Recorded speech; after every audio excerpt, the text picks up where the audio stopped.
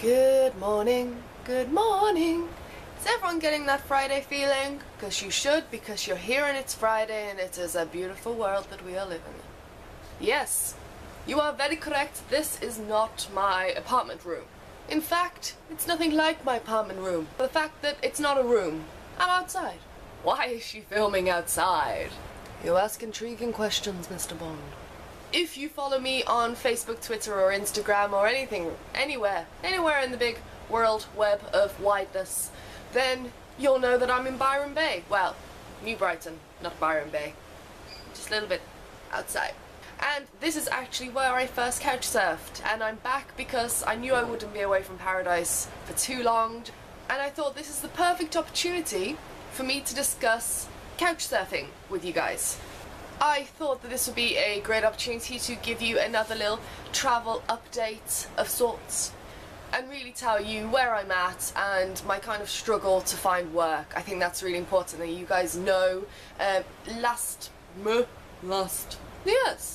last video on Monday, which I will pop in a link somewhere here, about finding work in Australia, where I went around and interviewed people who were here for a good amount of time, like between 10 months and a year and a half brackets, and asked them what their expectations were of finding work, how they did finding work, and also what advice they'd give. So that video is really helpful. Apparently the feedback I'm getting is that it's really helpful, but also they are brutally honest that it is not easy to find work in Australia, and I'm totally with them on that. Not saying it's impossible, so some people are freaking out from that video thinking, oh my god, they make it sound so hard. No, they're just being realistic, I think. And I think if you just put the time and effort in to find work, don't expect to find one like that. Because even I came over with a job. I knew I'd be in employment when I got here, but that job didn't work out, so nothing is stable, and then now I'm unemployed. However, I'll be starting a job on Friday, and I've got a couple of emails back about some other work that I really want to do, like in natural healing kind of sector and psychology. But it really got me down, and I applied for a job 2 weeks ago, got brought in for an induction. It was by a recruiter, it was for a research assistant, and he got my hopes up so majorly high. I was so excited, I was literally jumping about. He was like, "You're perfect." Thank you. And then what happens? 4 days later I get a phone call thinking I got this job, and he told me they didn't like my resume. That's the only feedback they left. They didn't like my resume. Didn't tell me what about the resume they didn't like. That was the feedback this recruiter got. Didn't like resume. And they're holding out for the appropriate candidate. Well, good luck. Because I would have done that job standing on my head.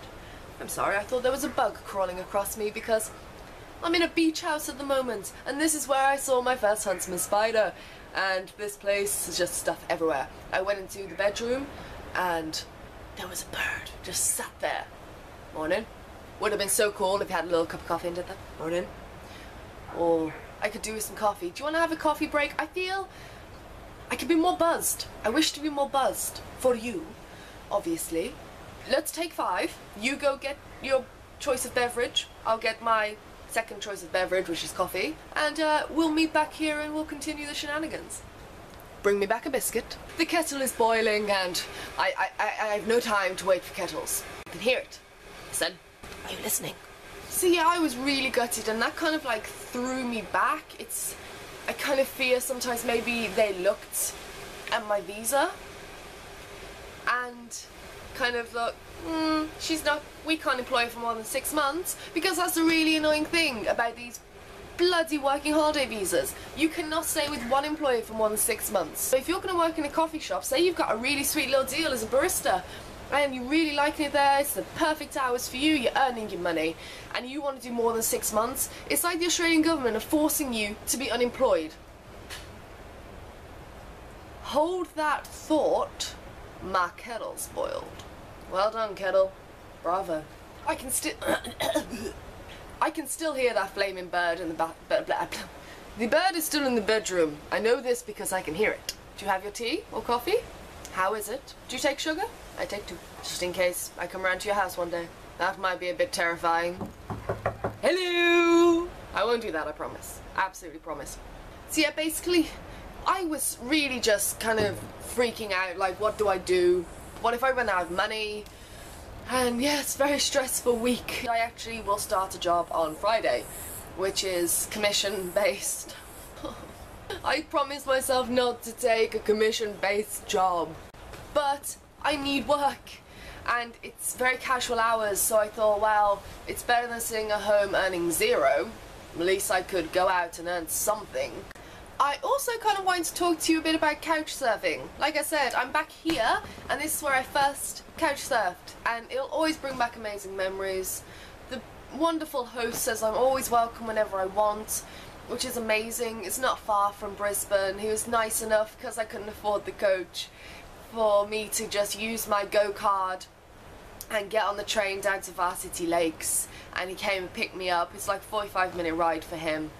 But bless him, he didn't seem to mind. I think I cared more than he did. So yeah, let's talk about couchsurfing. I can't recommend it enough, but I'll say this, I've only couchsurfed once, and it happened to be the greatest experience, one of the greatest experiences of my trip so far, because I had an amazing host and an amazing location.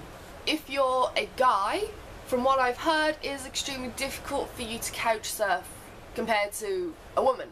Because me, I've got my profile, and it's so simple. Seriously, go on to Couchsurfing and make yourself a profile. You just add in your trip, say Byron Bay between the 12th of November and the 18th of November, how many surfers, or 1 or 2 or 3, and you add a little message at the bottom, and then that people just start contacting you. If no one contacts you, then you can go searching Byron Bay, and you'll come up with all the surfers, the hosts. I'm not doing this very well today. The hosts, and you can just send them a message. It's really easy to do, but as a woman, other women are more happy to take me in compared to taking a guy in and having a random guy traveller in the house. And men are also more likely to take a woman in. Standard.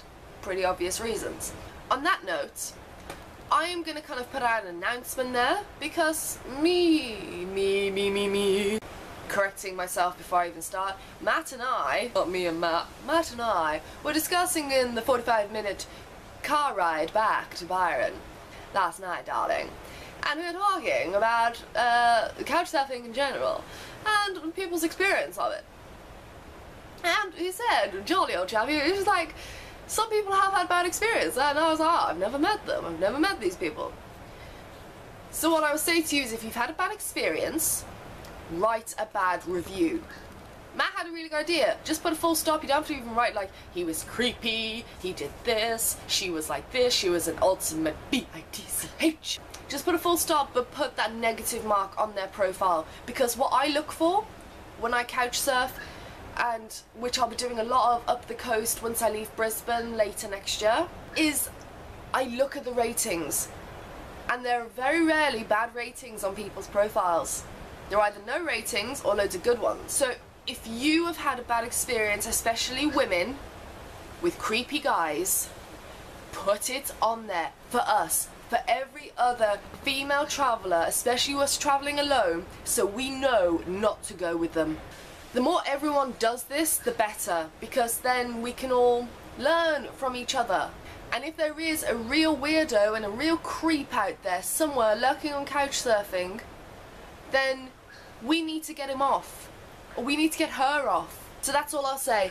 But to be honest, don't take that as it always happens, because it's just because Matt has had so many couch surfers, he comes across a couple who, they're not terrible experiences, but the guy was a bit creepy.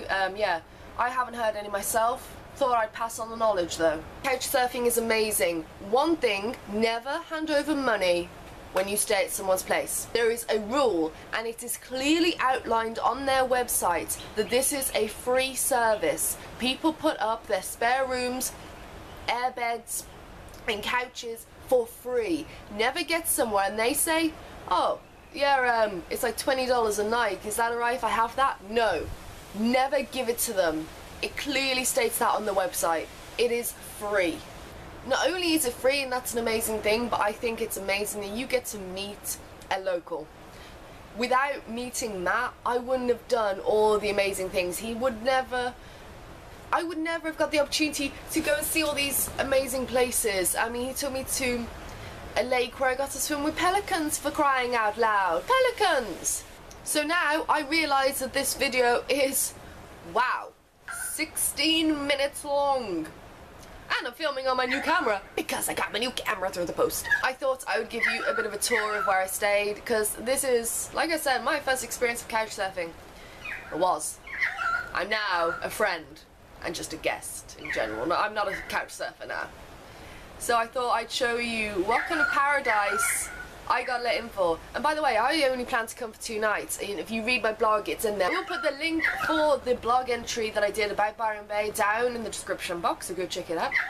But I just want you to see how lucky I was for this to be my first ever experience. Now, I will take you for a little wander around, but before I do that, if you've had any bad experiences, pop them in the comments below. I really want to hear about them. And also go on to Couchsurfing, the website, and put a bad review. You don't have to go into detail, just put in that negative strike on that profile so other travellers know. But on that hand, the amount of amazing people out there on that website who are also travellers who just want to, you know, understand that a free night is invaluable when you're on the road, and it's just amazing. I haven't had a bad experience. I don't know anyone personally who has. I know a lot of people who couch surf, and it's always an amazing time. But I thought I'd just put the disclaimer in that obviously there will be people on there, you know, bit iffy. I'm really sorry that this video is kind of all up in the air today, because I'm so chilled. When I get here, I'm just so relaxed. And yeah. Don't forget that there is a button below. It takes 2 seconds. Subscribe. Get regular updates on my travels and also some great advice. Still not sure whether it's great advice. Always say it's great advice. I have no idea. I'm a little biased, as it is my advice. Also, if you want to follow me on social media, I've got Facebook, Twitter and Instagram. All the links are in the description bar below, so go and check them all out. And I'm going to take you to the beach now and show you just how close it is to the beach house I'm staying in, because that's so exciting. Whoa, follow me. Why do you want to look at my ugly mug? You want to be looking at this. Whoa.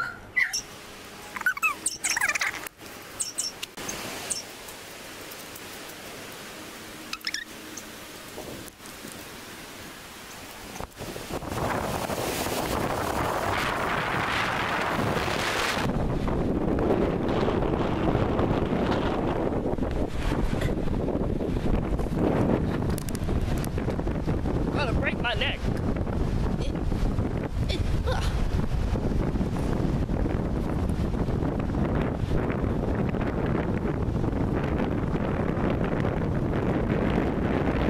Windy! Very windy, and also